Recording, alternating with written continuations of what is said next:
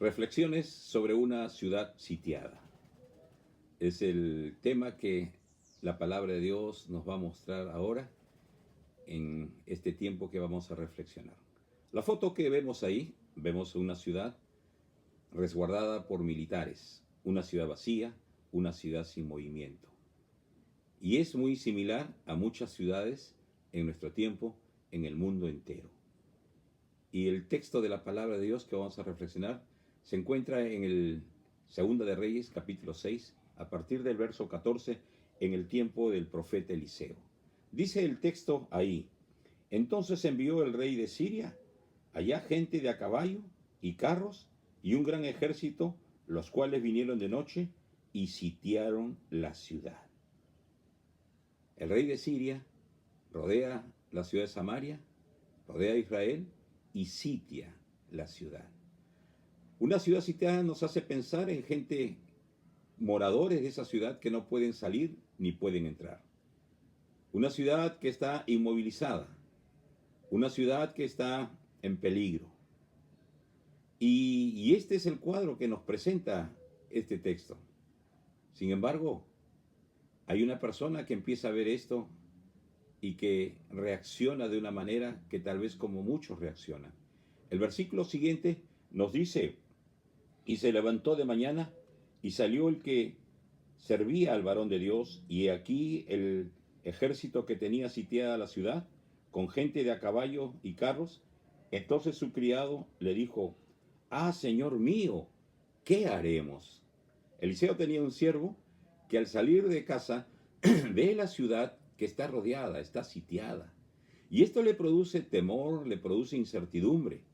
Y por eso es que lanza la pregunta a Eliseo: ah, Señor mío, ¿qué haremos? ¿Qué vamos a hacer? ¿Cómo vamos a controlar esto? ¿Qué va a suceder con nosotros? Hay temor en esta pregunta, hay incertidumbre.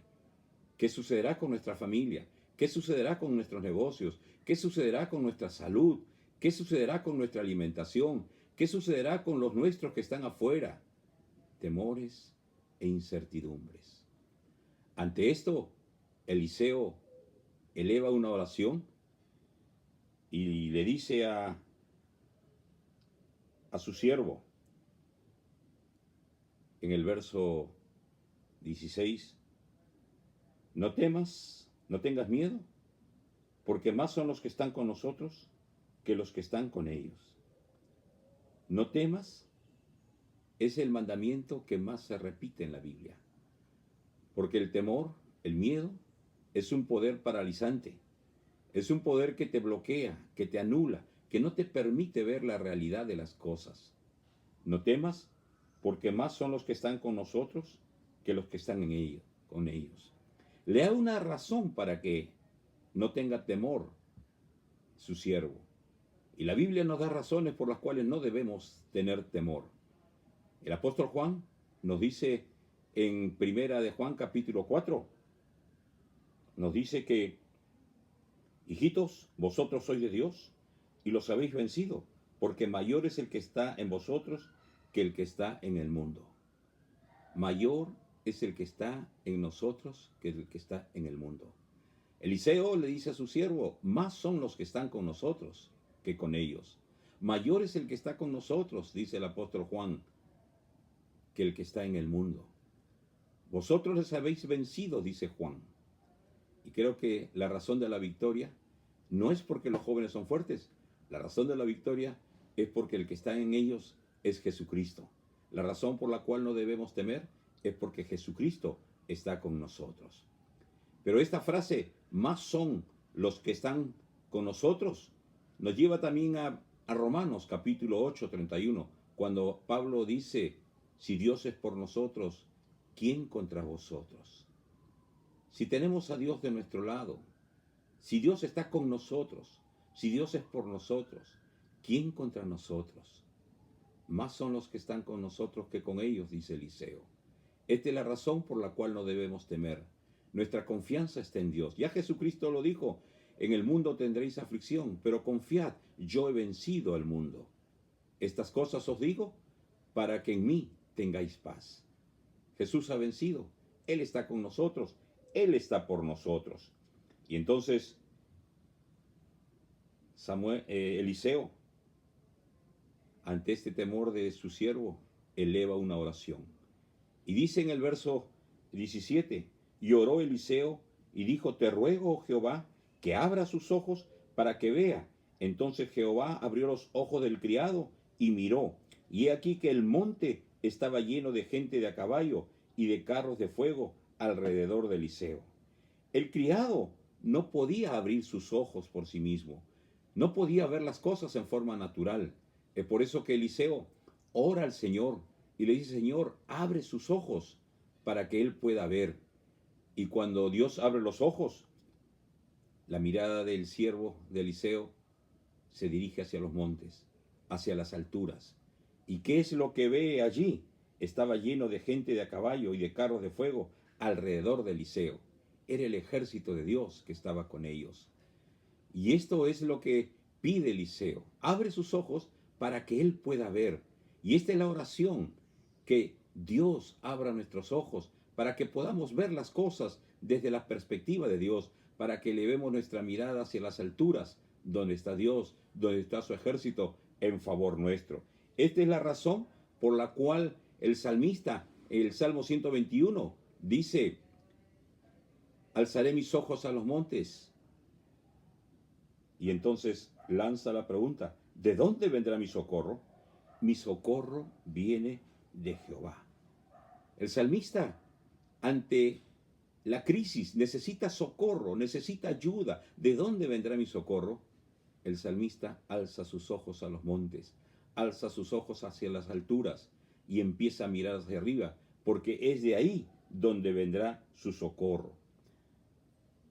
Ante esta situación de incertidumbre y de temor, el punto es este: levanta tu mirada hacia Dios.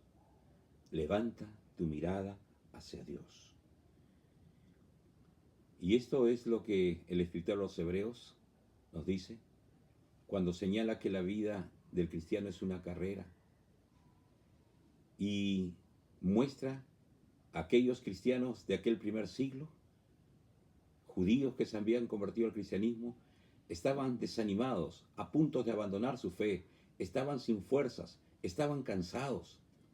Y el escritor a los Hebreos le dice en Hebreos 12:2, puesto los ojos en Jesús, el autor y consumador de la fe, el cual por el gozo puesto delante de él, sufrió la cruz, menospreciando el oprobio, y se sentó a la diestra del trono de Dios. Los atletas de ese entonces, del primer siglo, cuando corrían el estadio, ya estaban agotadas, las fuerzas se le acababan. Lo que ellos hacían era levantar su mirada a las tribunas al lado del César, donde estaba la corona de laureles, que era el premio mayor para el ganador de la carrera. Esa corona se iba a marchitar luego, pero el escritor de los Hebreos nos dice que pongamos nuestra mirada, levantemos nuestra mirada hacia Jesús, que pongamos nuestra mirada en Jesús, que está sentado a la diestra del Dios Padre. Es decir, levanta tu mirada al Señor, levanta tu mirada hacia Dios, deja de mirar el problema, de afligirte, de acobardarte, de estar en esa incertidumbre y temor. Alza tus ojos a los montes, puesto los ojos en Jesús, el autor y consumador de la fe. El gran problema de nosotros comienza cuando empezamos a quitar la mirada de Jesús y empezamos a mirar los problemas. Pedro comprobó esto. Cuando había una tormenta en el mar, Jesús se acerca para ayudarlos a ellos. Y Pedro, viendo a Jesús y dudando de él, le dice, si eres tú, dime que yo vaya hacia ti, que camine por el agua. Lo que Pedro menos esperaba es la respuesta de Jesús en Mateo 14, cuando dice este texto, Jesús le dijo, ven. Y descendiendo Pedro de la barca, andaba sobre las aguas para ir a Jesús. Pero al ver el fuerte viento, tuvo miedo y comenzando a hundirse, dio voces diciendo, Señor, sálvame. Al momento Jesús, extendiendo la mano, asió de él y le dijo, hombre de poca fe, ¿por qué dudaste? Pedro estaba caminando en el agua. El texto dice, se dirigía hacia Jesús. Es decir, su mirada estaba puesta en Jesús. Y lo que Jesús Quería es que Pedro caminara, dominara su temor, dominara el problema, pisara esas aguas tormentosas que caminara sobre ellos. Y Pedro lo hizo. Pero el texto dice que Pedro luego miró el viento, el mar, el oleaje, la tormenta, quitó su mirada de Jesús. ¿Y qué sucedió? Empezó a hundirse. Esto sucede a muchos cristianos que en un momento dado quitan su mirada de Jesús y empiezan a mirar sus propios problemas, y esto los lleva a alejarse del Señor. Esto los lleva a hundirse. Pero Pedro hizo algo muy grande, muy bueno. Mirando otra vez a Jesús, levantó su voz y dijo: Señor, sálvame. Señor, sálvame. ¿Y qué hizo Jesús? Miró a Pedro, extendió su mano y lo levantó y le dijo: ¿por qué dudaste, hombre de poca fe? Estabas caminando. ¿Por qué dejaste de confiar? Y esto sucede a mucha gente. Si eres creyente,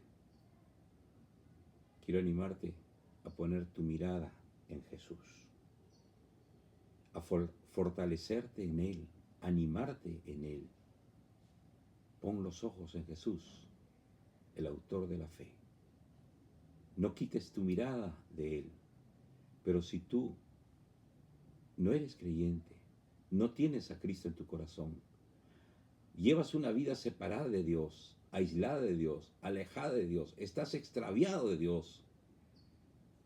La Biblia nos dice en Lucas 19:10, porque el Hijo del Hombre vino a buscar lo que se había perdido. Jesús ha venido a buscarte. Tú estás perdido, tú estás extraviado, tú estás separado de Dios. Y Jesús ha venido por ti.